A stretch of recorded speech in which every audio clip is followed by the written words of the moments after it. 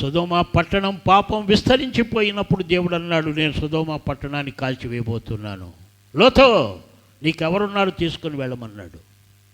వెళ్తూ వెళ్తూ మరలా సొదొమ పట్టణం వైపు చూడొద్దన్నాడు. సొదొమ పట్టణం అప్పటికి సంపద కలిగిన దేశం, సుఖభోగాల నిలయం. అక్కడ లేని నిలయ ఆ ఆనందం సుఖం ఎక్కడ లేదు, అంతగా పెరిగిపోయింది. సొదొమ పట్టణం పెద్ద పట్టణం. అక్కడ లేని విలాసాలు లేవు, అక్కడ జరగని నీచాతి నీచమైన పనులు లేవు. పురుషులతో పురుషులు, స్త్రీలతో స్త్రీలు అవాంఛనీయమనివి చేస్తూ ఉన్నారు. మనుషులు స్త్రీ ధర్మాన్ని స్త్రీలు మర్చిపోయారు, పురుష ధర్మాన్ని పురుషులు మర్చిపోయారు. పురుషులకు పురుషులు వివాహాలు, స్త్రీలకు స్త్రీలు వివాహాలు చేసుకొని ఆ విలాసాల్లో మునిగి తేలుతూ ఉన్నప్పుడు దేవుడి కోపం వచ్చి, లోతో నీవొక్కడివే నాకు నీతిమంతుడుగా కనపడ్డావు, లే, సొదొమ పట్టణం కాల్చివేయబోతున్నాను, వెళ్ళిపో, నీకెవరున్నా తీసుకొని వెళ్ళిపోమన్నాడు. అల్లుళ్ళు రానన్నారు, కూతుళ్ళని తీసుకున్నాడు. లోతు భార్య మాత్రం బలవంతంగా బయలుదేరింది. కొంచెం సరే పోదాంలే, ఏమొద్దు అనే ఉద్దేశంతో మమకారం విడిచిపెట్టకుండా, అదో సొదొమ పట్టణంలో ఉన్న సుఖభోగాలను మర్చిపోకుండా పోదాం అలా పోదాం అని పోయింది. చివరికి కొంత దూరం వెళ్ళిన తర్వాత లోతు వెళ్ళిపోతున్నారు, తిరిగి చూడొద్దన్నాడు. వెళ్ళిపోతుంటే లోతు భార్య, నిజంగా ఈ పట్టణం కాలిపోయిందా? ఇంత అందమైన పట్టణం, ధనధాన్యాలతో నింపబడిన పట్టణం, సుఖభోగాలతో నింపబడిన పట్టణం, లగ్జరీస్తో నింపబడిన పట్టణం నిజంగా నాశనం అయిపోయిందా అని సందేహంతో వెళ్తూ వెళ్తూ వెనక్కి తిరిగింది. కాలి బూడిదైపోయాయి, ఏమీ లేదు. సౌధాలు కాలిపోయాయి, అంతా కాలిపోయాయి, మనుషులు కాలిపోయారు. ఆ పాపిష్టి జనాంగమంతా అగ్నిలో కాల్చిపోయారు. ఈమె ఎనిదిరిగి చూసింది, అక్కడ ఏమీ లేదు. ఏమేమో ఉప్పు స్తంభం అయిపోయింది, పనికిరాని స్తంభం అయిపోయింది, శాపగ్రస్తమైన స్తంభం అయిపోయింది, ఎవరికి ఉపయోగం లేని స్తంభంగా మారిపోయింది. ఈ లోకాన్ని చూస్తున్నప్పుడు అలాగే ఉన్నది. ఎంత సుందరమైన దృశ్యాలు, ఎంత టెక్నాలజీ పెరిగింది, ఎంత బాగా అభివృద్ధి అయ్యింది. ఇదంతా చూస్తూ ఉంటే దీన్ని విడిచిపట్టి రావాలంటే ప్రజలు రాలేకపోతున్నారు. అందుకే ప్రభువు గొప్ప దేవుడు, పరలోకం ఇచ్చే దేవుడని హృదయంలో ఆశ ఉన్నప్పటికి కూడా, ఆయన నమ్ముకోవాలి అనే ఆశ ఉన్నప్పటికి కూడా, ఈ లోకాన్ని చూసినప్పుడు లోకం వారిని వదిలిపెట్టట్లా, లోకానికి బానిసలు అయిపోతున్నారు. అటే లాగుతూ ఉన్నది, కాలిపోతూ ఉన్నారు జనం. సోదరీ సోదరుడా, నీవు నేను ఆలోచించాలి. లోతు భార్యను జ్ఞాపకం చేసుకోండి యేసు ప్రభు మనకు నేర్పాడు.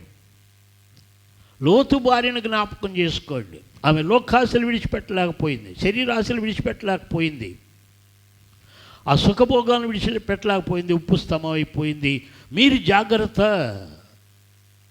ఈ లోకం అగ్నితో కాల్చవేయబోతుంది, మీరు జాగ్రత్త అని మనకు హెచ్చరిక చేశాడు దేవుడు యేసు స్వామి. కనుక ఈరోజు మనము జాగ్రత్తగా ఉండాలి అనేది,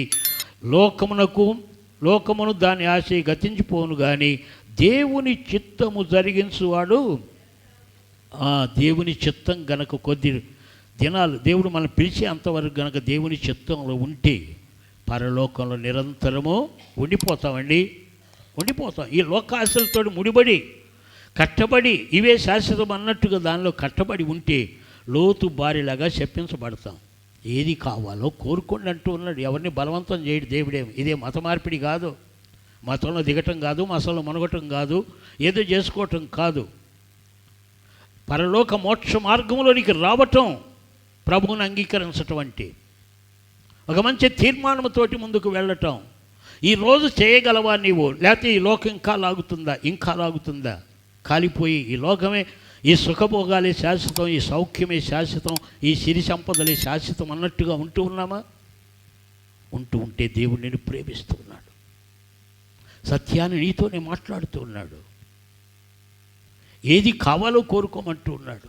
నిత్య జీవం కావాలా, నిత్య నరకం కావాలా, ఎవరు కావాలి కోరుకోండి అంటూ ఉన్నాడు. తీర్మానం మనకి వదిలేస్తున్నాడండి. ఈ లోకం మనం లాగుతూ ఉంటుంది, ఈ లోకాశలు లాగుతూ ఉంటాయి. ఈ లోకంలో ఉన్న కనపడే ఈ సృష్టి, ఈ యొక్క వింతలు విడ్డూరాలు అన్నీ మనం లాగుతూ ఉంటాయి. వాడికి బానిసలు కావద్దు అంటున్నాడు దేవుడు. కనపడేవన్నీ లయమైపోయి, కనబడనివి మీకు పరలోకంలో అవి శాశ్వతం. అందుకే పైన వాటి మీద మనసు పెట్టండి కానీ భూ సంబంధమైన వాటి మీద మనసు పెట్టుకోవద్దు అని దేవుని పిల్లమైన మనకు దేవుడు పదే పదే హెచ్చరిక చేస్తూ ఉన్నాడు. బ్రతకొద్దని కాదు. ఈ లోకంలో బ్రతికి ఉన్నంత కాలం వ్యాపారం చేయండి, కూలి పని చేయండి, ఉద్యోగం చేయండి, ఆఫీసర్లుగా ఉండండి. మీరు ఏ స్థానంలో ఉన్నారో ఆ స్థానంలో ఉండండి, తప్పు లేదు. దేవుడు విస్తారంగా ఇచ్చాడా, హాయిగా అనుభవిస్తూ దేవుని స్తోత్రాలు చెప్పండి. ఏ కష్టము, ఏ నష్టము, ఏ ఇరుకు లేకుండా దేవుడు మంచి ఆరోగ్యాన్ని ఇచ్చి సుఖ జీవనం చేయటానికి మంచి అవకాశాలు ఇచ్చాడా, దేవుని స్తోత్రం చెప్పండి. ప్రభువా, ఎవరో కష్టపడ్డట్టు నేను కష్టపడకుండా నాకు మంచి ఉద్యోగం ఇచ్చావు, మంచి వ్యాపారం ఇచ్చావు, నాకు సంపదలు ఇచ్చావు. స్తోత్రం చెబుతూ ఉండండి, దేవుని స్తోత్రాలు అర్పించండి, దేవునికి నమ్మకంగా ఉండండి. ధనవంతులు కూడా పరలోకంలో ఉండాలని దేవుని కోరిక. ఐశ్వర్యవంతులు, కోటీశ్వరులు కూడా పరలోకంలో ఉండాలని దేవుని కోరిక. వారు తృణీకరింపబడాలని కాదు, కానీ దేవుణ్ణి స్తుతించాలి. నేను కోటీశ్వరునిగా చేసిన దేవుడు, లక్షాధికారిగా చేసిన దేవుడు, ఆఫీసర్ పోస్టులో ఉంచిన దేవుడు, నేను మంచి విద్య చదువుతున్నట్టు దేవుడిచ్చాడు. అది ఇవన్నీ దేవుడిచ్చిన ఈవులు. వీటన్నిటిని బట్టి దేవునికి స్తోత్రాలు చెల్లించండి. ఉండటం తప్పు కాదు, ఏవేవో మనకు ఉండటం తప్పు కాదు, వాహనాలు ఉండటం తప్పు కాదు, మేడబెద్దలు ఉండటం తప్పు కాదు, పొలాలు ఉండటం తప్పు కాదు, స్థలాలు ఉండటం కూడా తప్పు కాదు. అది ఇచ్చాడు. కానీ ఏం చేస్తూ ఉన్నావు? దేవునికి కృతజ్ఞత చెబుతున్నావా?